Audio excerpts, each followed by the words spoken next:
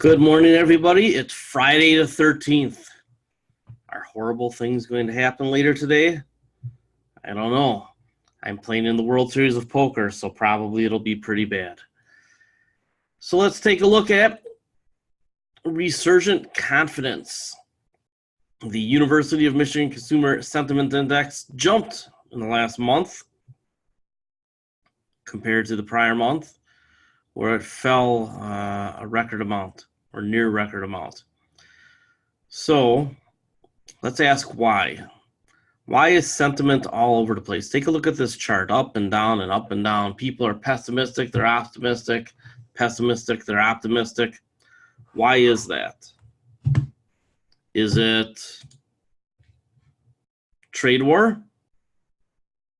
And we're going to talk about this a little bit in a second, right?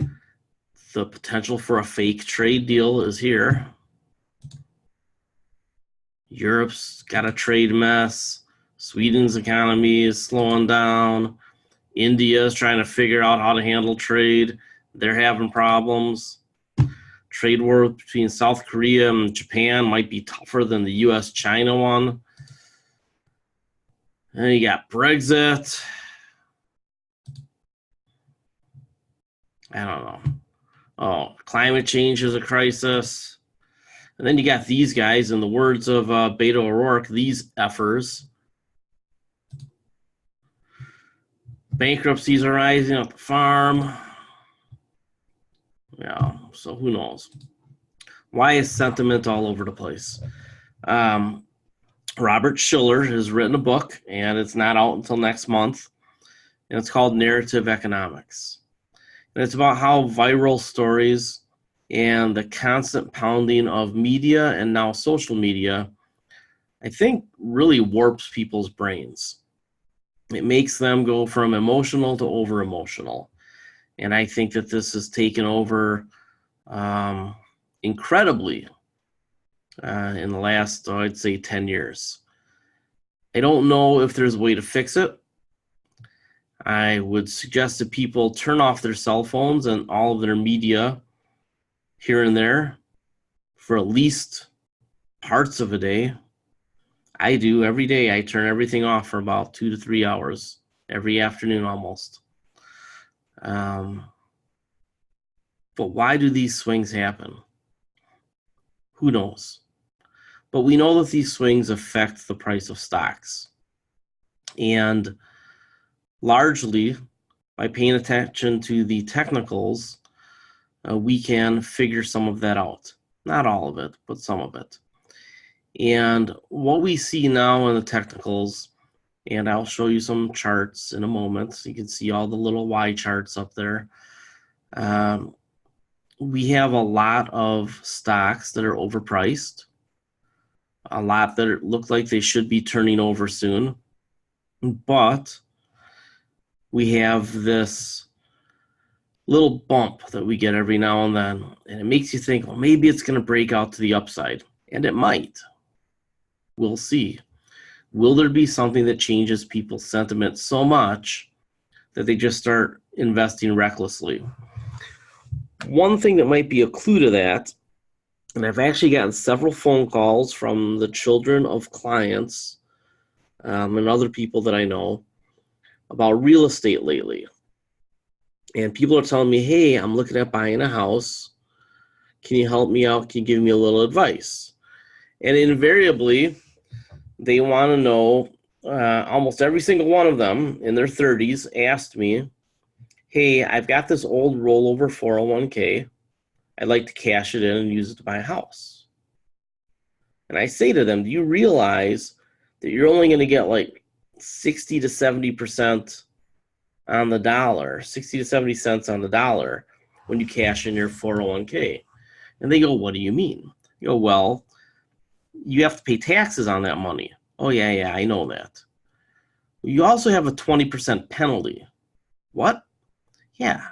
So, you're likely to only get 60 to 70 cents on the dollar when you cash in a retirement plan. And then what I've heard a few times is invariably, well, if I cash it in, though, I should have the 4.5% down. I'm like, what do you mean the 4.5% down? Well, I'm going to use a loan that I only need 4.5% down. I go, do you understand that there's a huge insurance charge included in that loan? No, there's not. And then I explain it to them, and they're like, oh.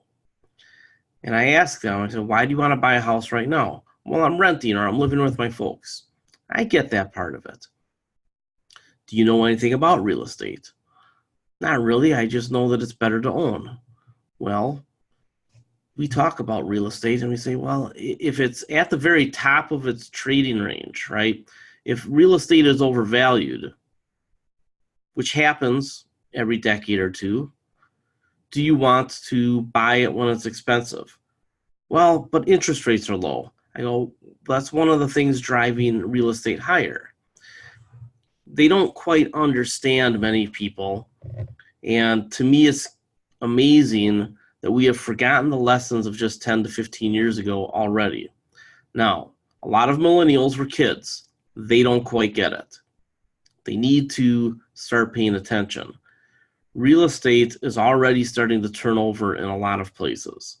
Sure, you've got a lot of city centers where real estate isn't falling, and some suburbs, which are built to the point that they can't build anymore, are also still holding pretty firm. However, if you are in the gig economy, if you have a job where you can live a half an hour further away from a city center or your favorite suburb, you really need to start thinking about it. Because the bargains, and having driven 3,000 more miles around the country recently, the bargains in real estate are not in the city centers. And I don't even think they're in the redevelopment zones, because most of the redevelopment zones that are legitimately going to redevelop have been pretty much bought by investors. Where you probably want to buy is in that second ring of almost suburban areas, the small towns. In the Milwaukee area, there are towns within an hour of downtown Milwaukee and within a half an hour of other important suburban and manufacturing and industrial and commercial and financial areas. And I know that that's around the country as well. So I would say to any of you who have millennial children or grandchildren, or if any of you are millennials, I know there's several, think deeply about where you want to be. Think about the demographic situation in America. Think about the idea that economic stagnation is probably real due to demographics. And, you know, you've heard people on the right say, well, we should just have more babies. That's a pretty long-term solution, right? If we have more babies, you're talking 10, 20, 30 years before they really make a difference. So what is really the way to stimulate the economy, to add to the labor force as the population ages? It's clearly immigration. I'm telling you, and I'm going to be right about this, the United States is going to have to start adding another 2 to 3 million people a year for immigration to sustain the economy. Where are they going to live? They will generally live together in groups, right? If you have a lot of people from Latin American communities, they settle together. Eastern Europeans, most people tend to clump. That means that they'll probably end up in the cheap city centers where the work is, or they'll go to that second ring of suburbs, but probably they'll end up in the city centers. If you want a property that's going to appreciate a lot, those are the two places to live. Now, do you have the willingness to live in a bad neighborhood until it turns good? Especially with the possibility that maybe it doesn't turn good. I don't anymore. I used to have that juice. I don't have that juice anymore. The next best place is that second ring of suburbs around the cities and the small towns in that orbit. So keep that in mind. And I bring this up because these confidence numbers don't make any sense. They're not based on personal finances. They're just based on feelings. And there's been research that shows that emotions are chosen. Think about that for just a second. Emotions are chosen. There is no emotional system in your brain that says, ooh, you have to be happy or sad or overconfident or underconfident or any of that stuff. Everything that goes on in your brain is in some form or another a choice. You can choose to control your emotions. It's part of the Rotary Club theme. A lot of them are very successful. Why? They choose to be happy. They choose to be confident. It's not like, the Tom Cruise thing where metachlorians or whatever the hell they have. But that's a Star Wars reference for those who missed it. Emotions need to be controlled with investing, personally, professionally. And if you can do it, maybe you'll be able to beat me at poker someday. At 98% if you can't, maybe 97. I'm not quite at that next tier yet. But I'd like you to embrace the idea that the choices that we make, from emotions to investments to relationships to career to the houses that we buy to the people we marry, are all controllable. And that if we all try to do just a little bit better, that doesn't mean you won't get mad, you won't get sad. But a lot of things are choices.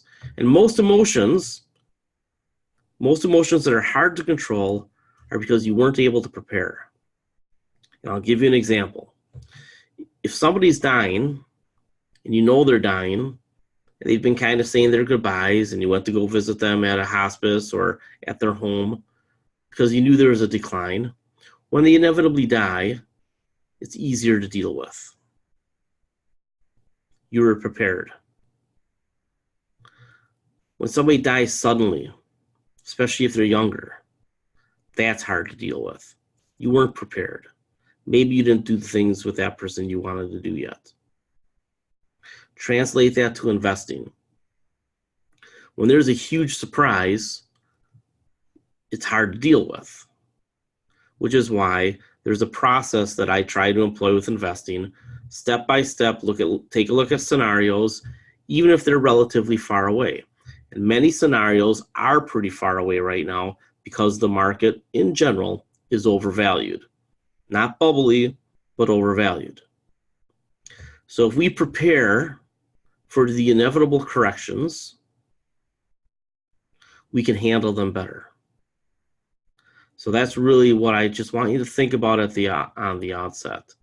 So try to think about things in terms of choices and preparation, not emotions. So let's talk about the fake trade deal. I've talked about all year that if there's going to be a trade deal, it'd be a fake trade deal. It wouldn't be some big overarching thing. And here we have in the news in the last couple of days that they're considering an interim China deal to delay tariffs. And how would they do that? They're going to get China to buy a few more things, make some promises that won't get kept on technology and intellectual property, right? Probably some energy. Intellectual property, agriculture, probably energy, a couple other things.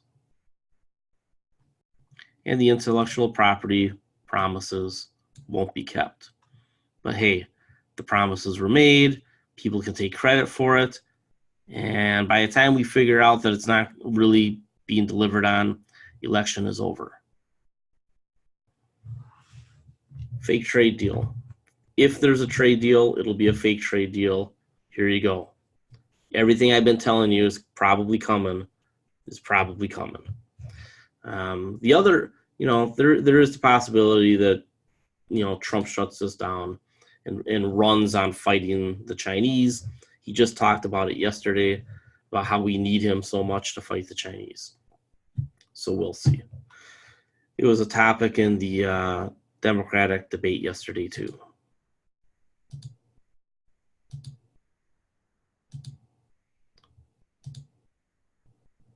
All right, let's talk about money. Draghi, on his way out, is kicking up the ECB bond purchases again. Why is that important? It's extending the negative interest rate cycle. Why is that important? Because ultimately, negative interest rates are bad for the economy. Study after study, evidence after evidence is starting to point to the fact that negative interest rates are incredibly counterproductive. Why? Because they encourage bubble blowing of zombie assets that can't be dealt with in the real world.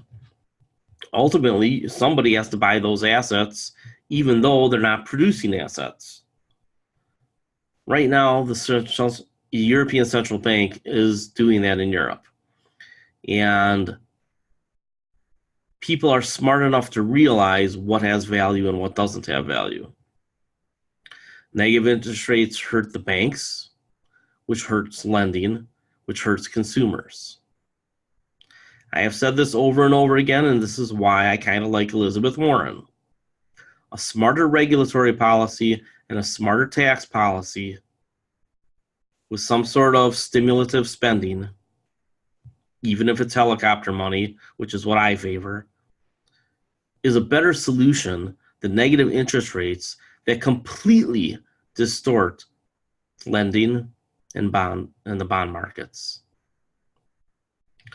Ultimately, and this is something you'll want to look up. In fact, I can even put it up here for you. The bond vigilantes eventually will wake up. These guys do a good job talking about this sort of thing. Eventually, people who are owed money or have control of bond markets revolt. They stop lending to governments. They stop lending to corporations. They drive interest rates up. And we go from one problem to a different problem.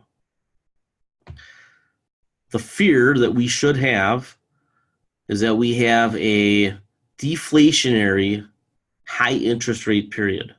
Think about that. That's stagflation. Negative interest rates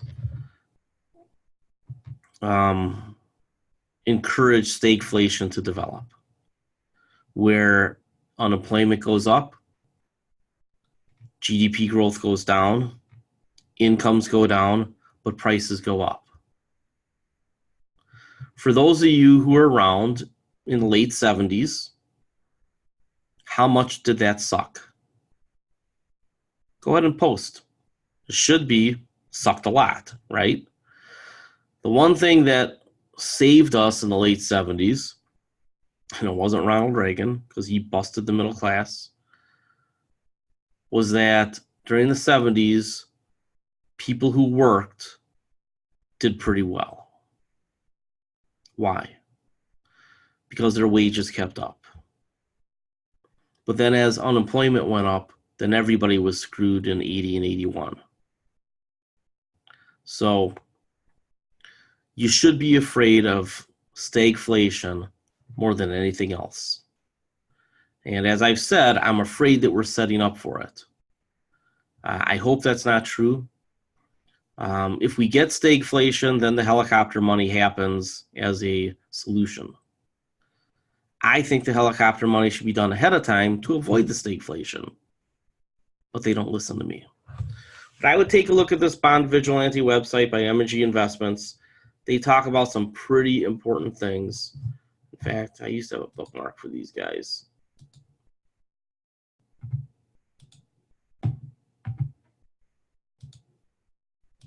I'm going to put that back in. Take a look at this. All right. We've talked about cryptocurrencies before. In the description of Yeah, somebody just posted, Tom D. Stagflation sucked a lot. 81 totally sucked. Yeah. My dad lost his job from American Can Company, which became what? What did American Can Company before become part of? Anybody know? So American Can Company went broke, sold off the can division to a French company. I think it went through Continental Can first. And then the rest of the company, the financial end of the company, the insurance portion of the company, where did they end up? Citigroup. So the executives pulled the financial part of the company out, got it into Citigroup, which was Citibank, or I don't know, I forget what the insurance arm was called. And then subsequently, Citibank has basically gone bankrupt twice in the last 40 years. Not only people know that about Citi. It's not been a well-run company. It's been a company where the executives suck as much out as they can, make as many deals as they can. And when the hard times come, they're like, what do we care? We got paid. Yeah. Mortgages went to 20%. There were gas lines. You know, if we're not diligent, we could see another wave of stagflation the last 2, 3, 4, 5 years. And that would be horrible. Avi Gilbert, several others, people who are generally just pessimistic about the currency, the dollar, which I'm not. I'm not at all pessimistic about the dollar. See horrible depressions. I don't see depressions because ultimately everybody in government knows if you just print 20 or 30 trillion dollars, the problem goes away. You have a different problem, but the bigger problem goes away, and then you deal with the smaller problems. So digital currency, cryptocurrencies, Europe's not going to put up with Libra or Bitcoin or anything. I've said all along, when it gets to be a big enough nuisance, the central banks and the governments are going to crack down on cryptocurrency. How are they going to do it? Exactly what I said, just a national form of cryptocurrency. You'll be able to trade dollars with some sort of a blockchain crypto coin approach to doing it. So Square, PayPal, the other institutions that are set up to work in that world, that's why we're in there. That's why we look at those. We'll talk about PayPal and Square here in a little while. So there was a report from Citron Investments that Enphase would crash down to 7 and SolarEdge down to 52. Why? They said new competition from Generac. Now, I have not had time to take a look at the new Generac solutions for solar inverters and energy storage. We have somebody in our group, who is it, that's down in Florida that works with Enphase quite a bit. Are you on today? Maybe, maybe not. Okay. So thanks, Julia. Yeah, Ray Dalio talked about stagflation. Okay. Yeah, let's talk about that. Let's look at that sort of stuff. It could happen. Now, we know that solar is one of the fastest growing industries. And if you go to Green Tech Media, GTM, I had it up earlier. Yeah, this is what I meant. Go to this website. This is another one that should be booked. I know I have this bookmarked.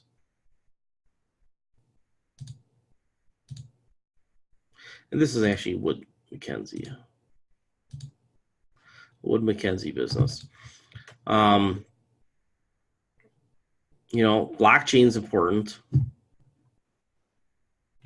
It's already in the oil markets. It's going to end up being in the energy markets and the distributed grid. But when you read some of these articles, what you realize is that solar is just going to keep growing and growing and growing. And in fact, I did put an article out here.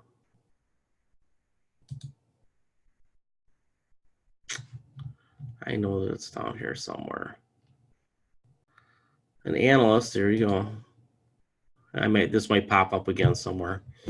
An analyst out there is saying that renewables will be 80% of the global electricity mix by 2050. You've heard me say that too. I think it's going to happen. The growth rate is so fast on solar and on battery technology right now, it's off the charts. So we'll get back to that in a minute. So let's talk about Enphase and Solar Edge. We're going to get into the stock portion here of the show. Citron came out with a report. It says that these stocks are going to crash. Now, Enphase, I've already said, can go down to 12. That's my bottom fishing price. If you believe it's in a sustainable upcycle, then you can probably nibble around 20. We'll show these charts in a second. Solar Edge, I said 44 and 53. What does Citron say? 7 and 52. I'm not that far away from what Citron says. Now, I'm not predicting these prices will happen. I'm just saying that if sentiment turns against them, this is where they can go. Support 1 in our lists are basically normal pullbacks, right? Just the ebb and flows. These are very serious corrections, the bottom fishing prices. And the bottom fishing prices happen because momentum develops to the downside. There's a narrative, maybe something bad really did happen, or investors just don't want to wait 2 years to turn a corner. Companies in transition, it's like changing directions of a big ship. Doesn't happen on a dime. Well, old ships, it didn't happen on a dime. If you've seen some of the new ships, they actually basically spin. So support 1, I want you to think about this and understand it.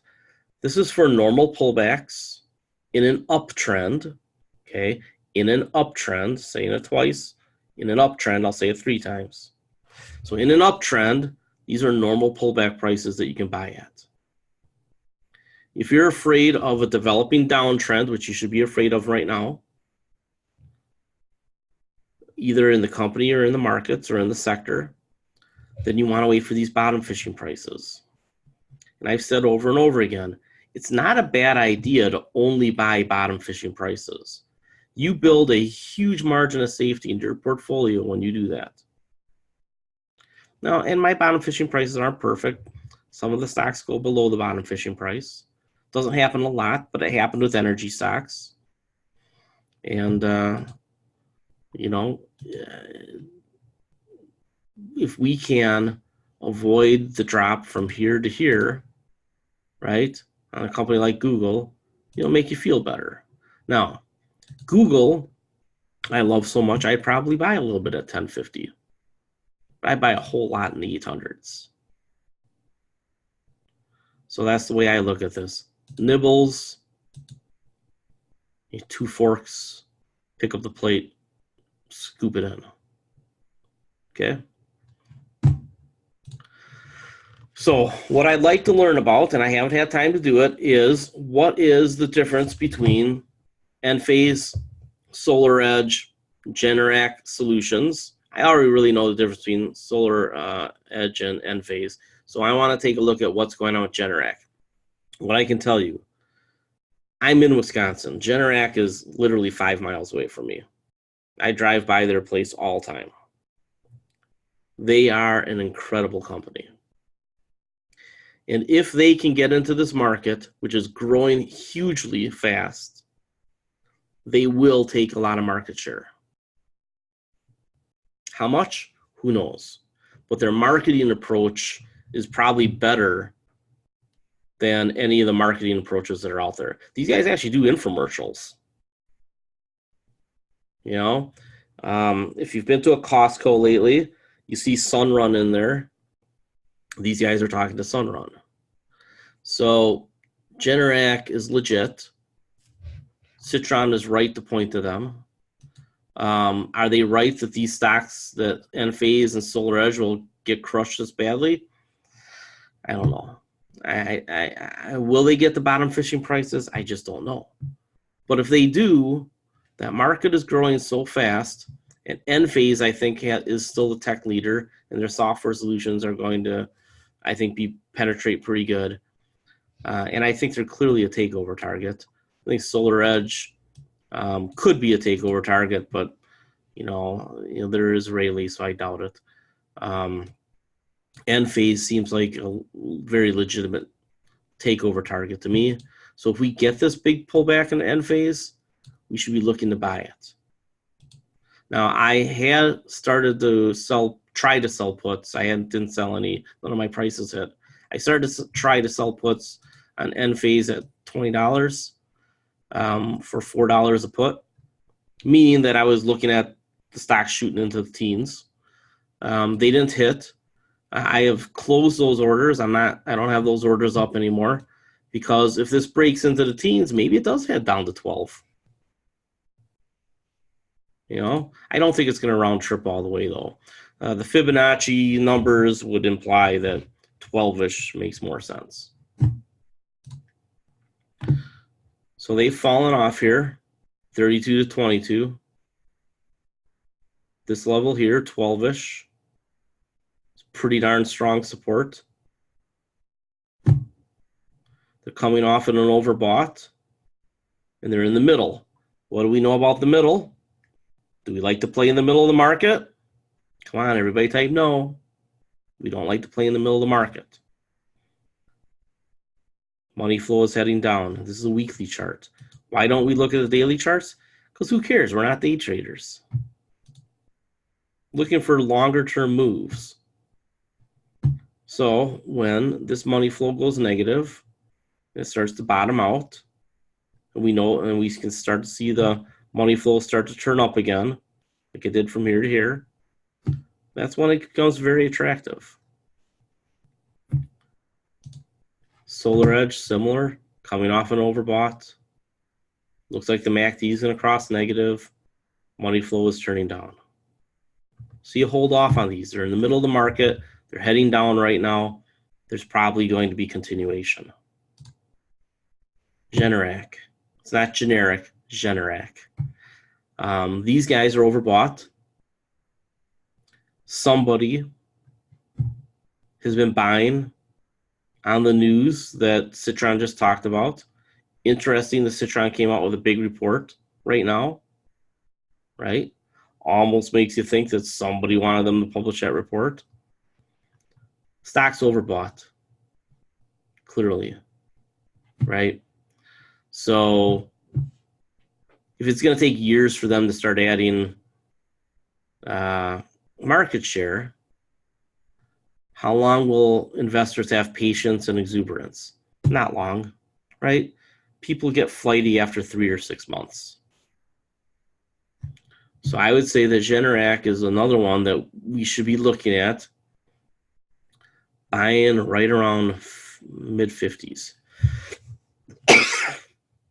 If we decide that this is going to make the cut. So I'm going to start doing the research on these guys, because they haven't been sexy in a while.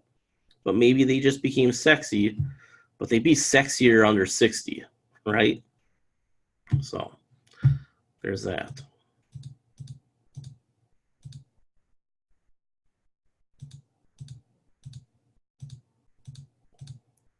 Well,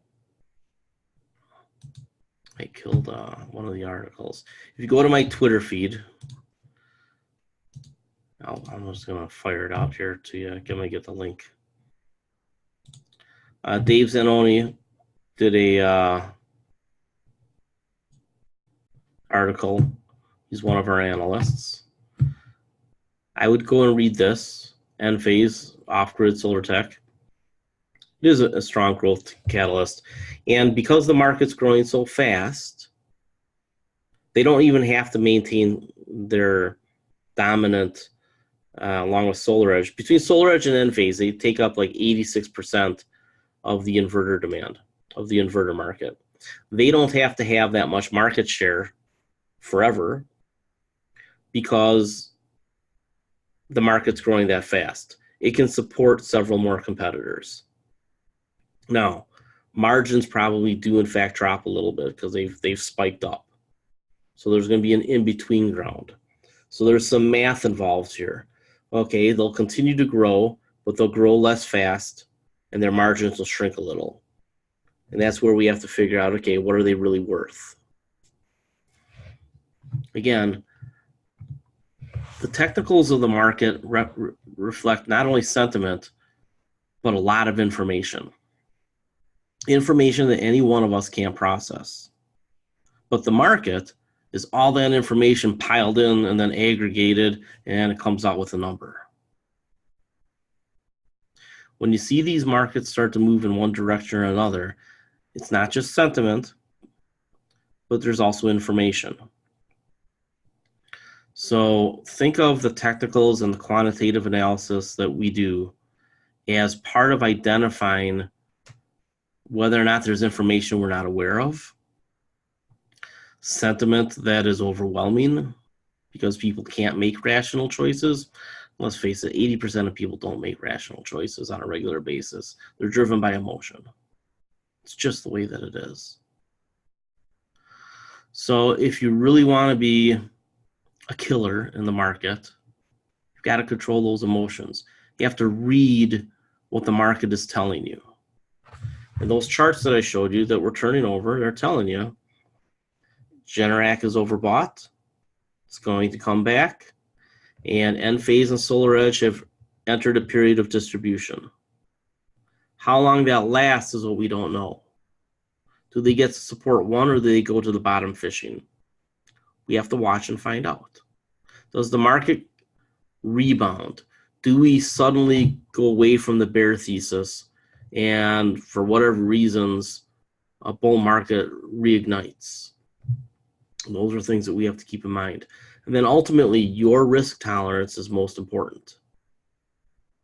If you're not willing to risk the loss that can occur from the first support level down to the bottom fishing, then don't buy at the first support level. Just wait for bottom fishing. You will get several opportunities per year to buy. Wait for those opportunities. Set your super low limit orders, and then go do other things with your life. And then read up on the weekend or read up at night. But don't sit in front of the computer thinking, it just went down a percent. Does that mean something? Probably not. It means some algorithm got herky-jerky on us. Anyway, read Dave's articles. If you're not following them, you should follow them. All right, Square, blockchain. Square is almost near our bottom fishing price of $50. Weekly, look at that.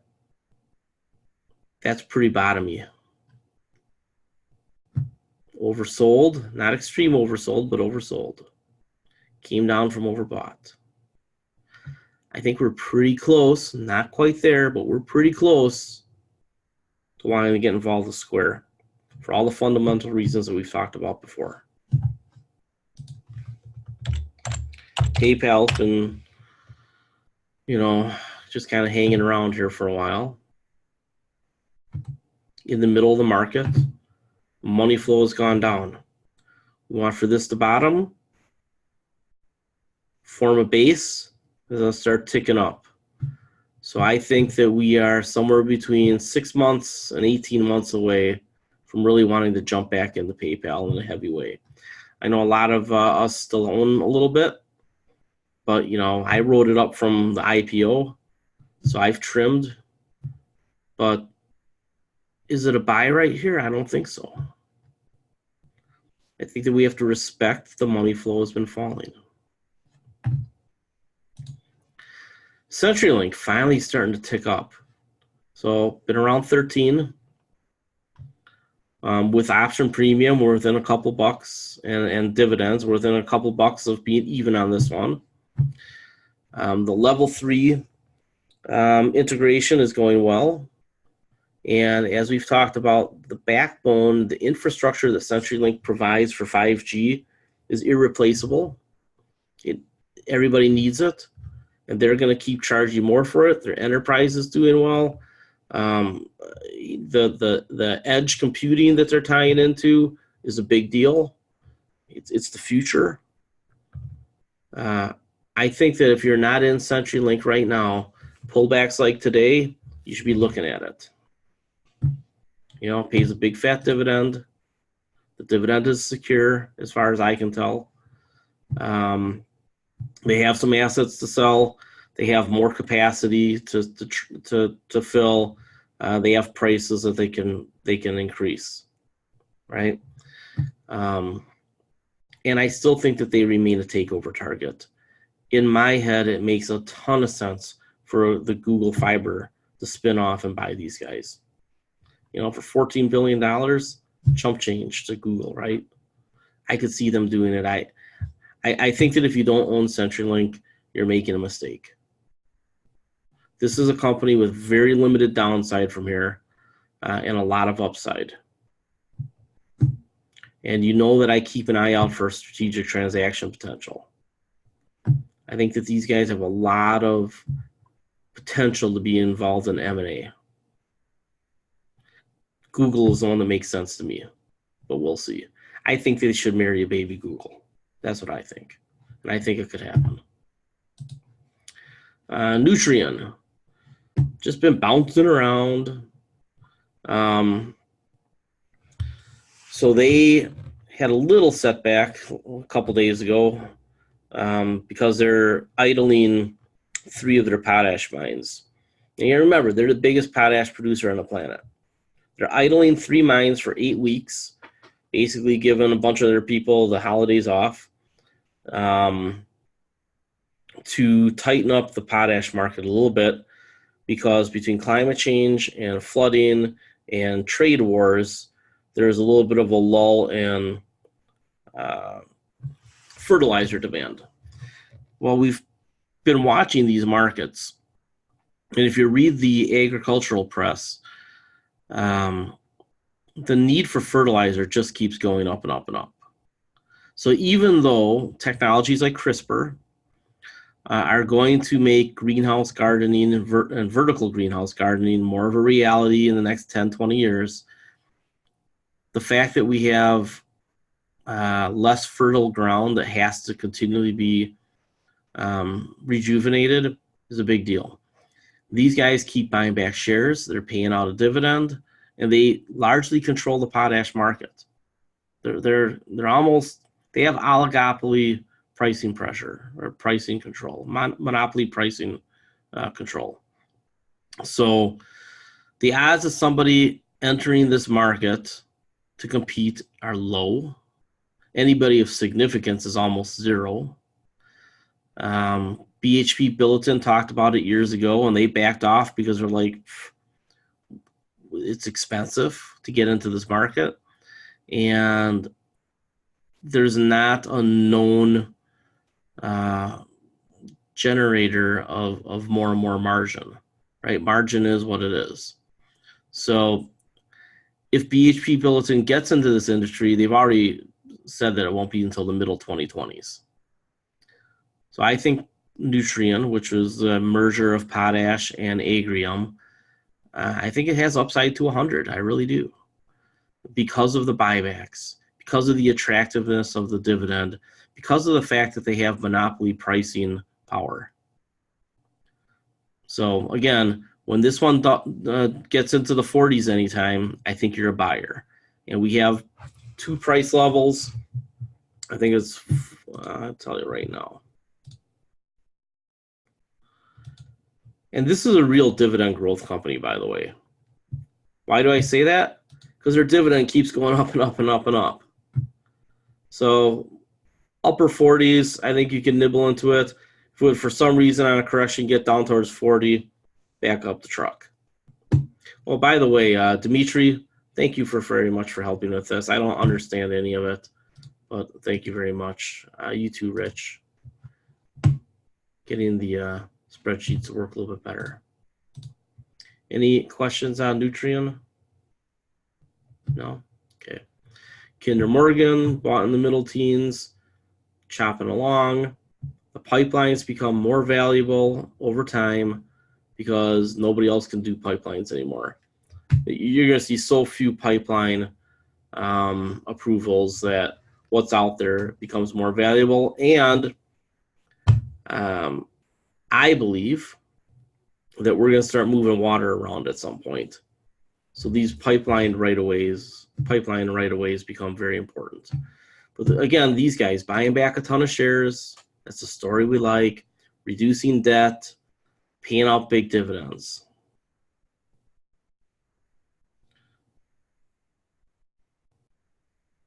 EW. Oh, Elizabeth. Nobody's going to ban fracking. They're just going to make it harder. Right? So they just passed a bill in Congress to ban offshore new drilling. Things like that are possible. And states could ban fracking. I think what's going on in Colorado is a harbinger. You know, the guy over at Scott Sheffield, I think is his name, over at Pioneer, he's out of his goddamn mind to say that that you're going to see 600,000 or 700,000 more barrels a day out of the Permian. In fact, and we're going to talk about the oil companies here in a second, but I think that there's just a lot of executive stupidity in the oil patch, and that's really one of the things that's killing it. I did find the other article. All right, it was right there.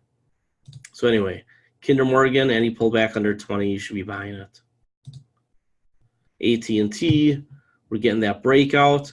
And what I said a year ago, suddenly Elliott is in the news saying exactly what I said. AT&T has assets to sell.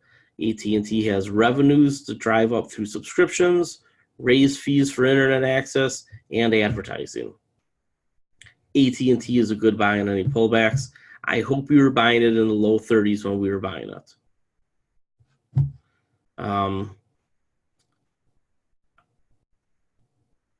I would probably consider selling puts on it if it drops $2 or $3.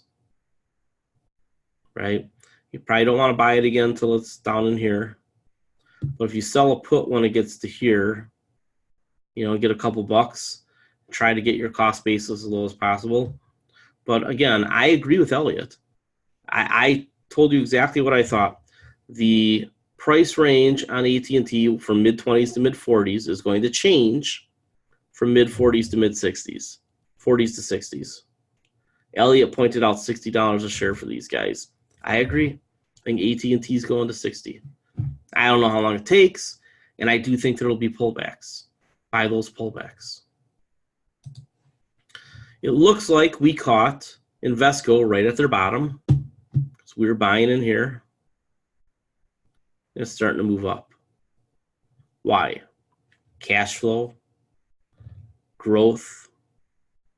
They're on the right side of the equation for money management. ETFs they're not the future anymore. They're the present, and they're more of the future. And they're eating all those Oppenheimer assets the same way that Vanguard converted their mutual funds into ETFs. That's what's going on over here. Invesco is converting the Oppenheimer mutual funds into ETF business, which means they can fire all the expensive managers that don't do a good job anyway. Oil. OPEC alleys way further oil production cut in December. Okay, so we have the Saudi Aramco deal, IPO, that they're trying to get done. When oil prices go up in the next few years, that's going to be our exit opportunity on all of our oil stocks, right? Because eventually we run into the hole. Everybody's just going to pump what they can to get out of the ground. And eventually, wouldn't you think that Saudi Aramco as a private company is going to start acting like a real competitor and say, you know what?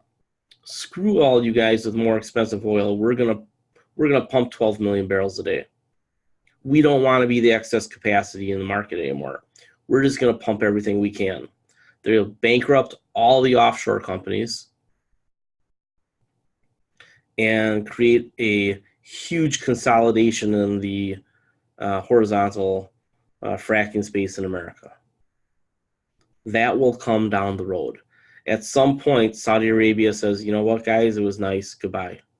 We're pumping 12 million barrels a day again. It's not going to happen until the IPO. So between now and the IPO, I think you probably see higher oil prices 2021, 2022, especially with the Democrats likely to get more power. I still think it's highly likely that they get the presidency, but who knows? Let's just put that as a maybe. Let's just say the trend in demographics favors the Democrats. So, you're likely to see them at least have more power. Maybe not absolute power, but enough to split government probably.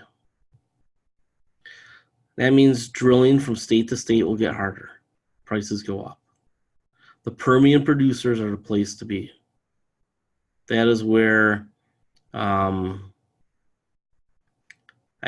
think we see a big deal.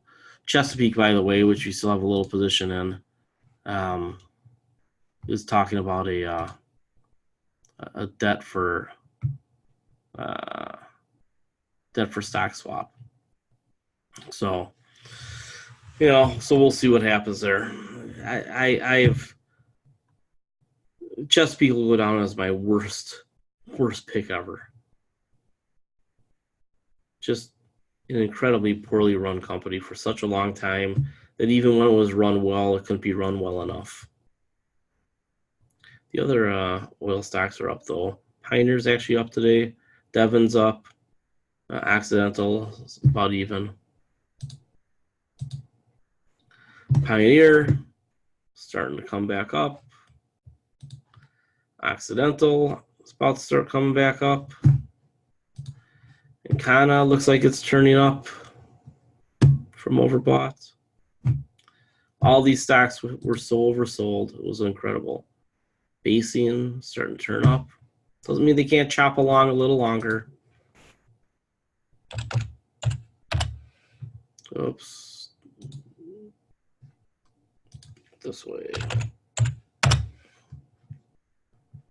Devon's starting to turn up. These guys might be my favorite now. We'll see. I like all those companies. Pioneer, Occidental, Encana, Devon, and Parsley. And they're all paying a dividend now, even Parsley. These guys are buying back shares, reducing debt, paying dividends. And it looks like the oil market should at least drift higher on a fake deal and OPEC getting ready for Saudi Aramco to come public. If we get this big rally in oil that I expect in the next 2-3 years, that'll be our opportunity to probably get out of oil forever. And speaking of oil, by the way, remember about exactly a year ago when I told you Tesla had a big deal in batteries coming? All the signs pointed to it. Ta-da! The cost of batteries are coming down so fast for Tesla, not for everybody else, that when they started their breakup with Panasonic, and people are like, why are they doing that? It must have to do with they're not selling enough. No, it's because they don't need Panasonic. And they're going to contract out to the Chinese to build some of this stuff. And they'll make some of it here too. So I tell you what, I think Tesla is a great vertically integrated company. Their insurance division, which we've talked about, is going to be successful. It's another stock that I think we buy at our levels. Again, Tesla. What are our levels on Tesla? About 225 if you believe it's in an uptrend. 180-ish bottom fishing. I don't own any shares right now, but I would buy down here. Pretty much I'm not buying anything unless it's bottom fishing right now because I think next year could be a horrible year for the market. So why would I be loading up on these prices today? So Tesla chart, it's kind of been, they definitely could break out here. I don't feel like gambling. But, you know, that's not bad. It's kind of in the middle of the market, though. You know how I feel about the middle of the market. Yeah, I probably agree with you, investor of the future. I think that we probably get another opportunity to buy Tesla. Maybe not quite this low, but maybe. About here. What is that? Yeah, 200-ish. If it goes under 200, you really got to think about them and not quibble, because I think the odds of Tesla being $1,000 stock in 5, 6, 7 years are pretty high. And I keep thinking about the scenario of General Motors merging with them. Let's take a look at something. I want to show you something here. Market cap, 44 billion. GM is a little bigger. Yeah. There we go. 56 billion. When the market cap numbers cross, when Tesla is worth more than GM again, which is probably going to happen soon, these companies could merge with Tesla shareholders getting the majority of the company. Elon Musk could end up becoming chairman. He could get out of being the CEO. Throw that off the Mary Barra and say, here's the conditions of the merger. Get rid of all gasoline-powered sedans. All SUVs have to be either hybrid or electric. Trucks all have to be hybrid or electric. And you put them all on time frames. But you immediately get rid of all the ICE cars. Right? Maybe you keep one short term. I don't know if they have a big seller in that $20,000, $25,000 range. But if suddenly, you know, they probably throw out a hybrid for $20,000, right? Something equivalent to the Corolla. My son just bought a Corolla for $22,000. He's getting like 55 miles to the gallon. Why wouldn't GM, as part of their transformation, as a way of getting back in front of the millennials, say, hey, we're going to merge with Tesla, and we're going to get rid of all of our pure ICE vehicles within 5 years. And we're getting rid of all the sedans in 2 years. Everything about a Tesla GM merger makes boatloads of sense. Boatloads of sense. So we'll see.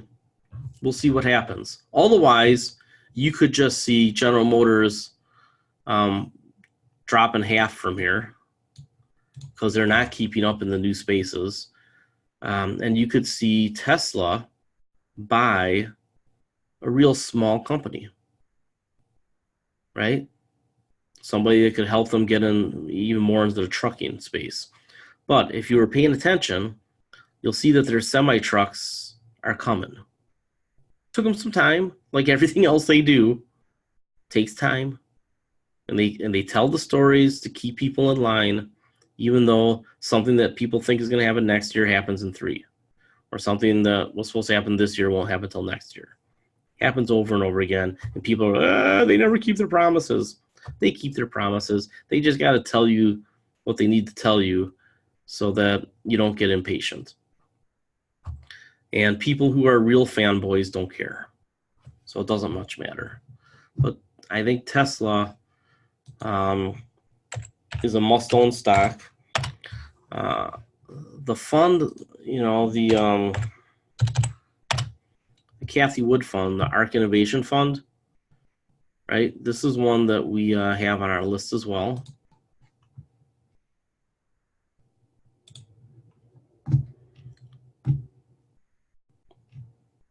ARK Innovation, bottom fishing 37. Support 1, what did I have that at? 42? I think I had it at 44. I had some automatic. All right.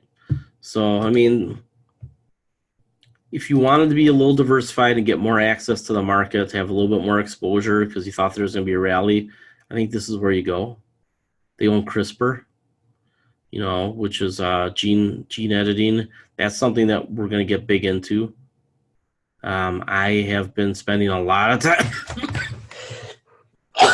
Excuse me. The allergies here are real bad. I've been spending a lot of time studying biotech again, and the gene editing is a big deal, especially in agriculture. So, yeah, I don't think that if GM's losing jobs, the union's going to acquiesce to a deal with Elon Musk, right? So, ARKG, somebody asked about ARKG.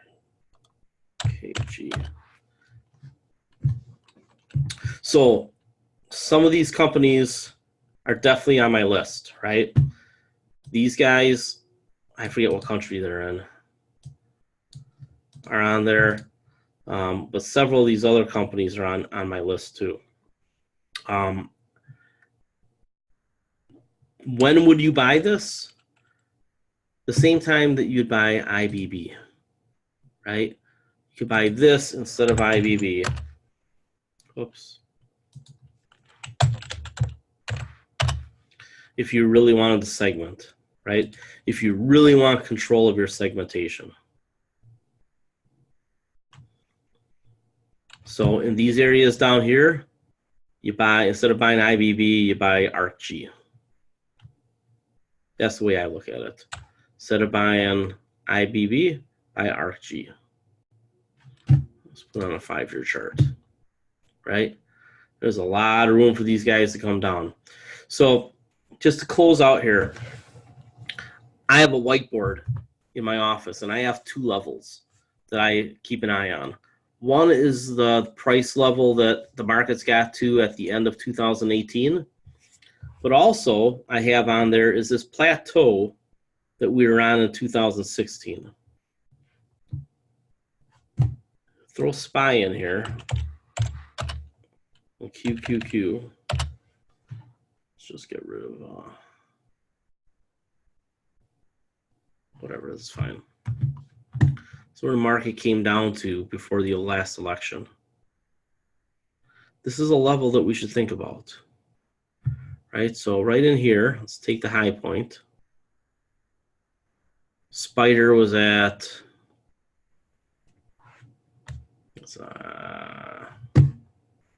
let's just put the PD SPY up here.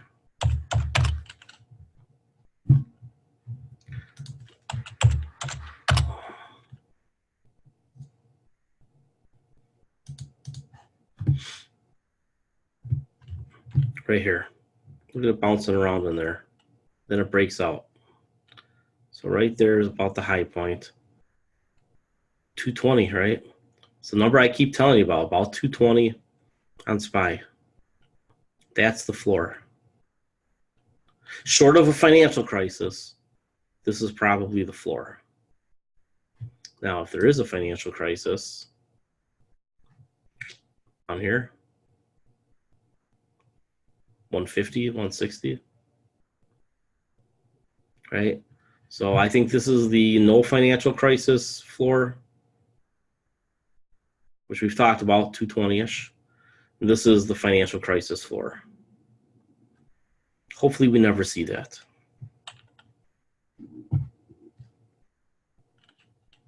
Yeah, well, if you want to chase, you can go ahead and chase. I have gotten over that. I tried to chase oil, and oil ran away from me so goddamn fast that it made my head spin. All right. Let's call it a weekend, folks. I'm heading off to the World Series of Poker at Potawatomi Casino in Milwaukee. Wonderful place if you're good at poker. And if you're good at slot machines, there's no such thing as good at slot machines. Keep that in mind. Video poker is fun too, but there's no such thing as good at it. You're playing against the house.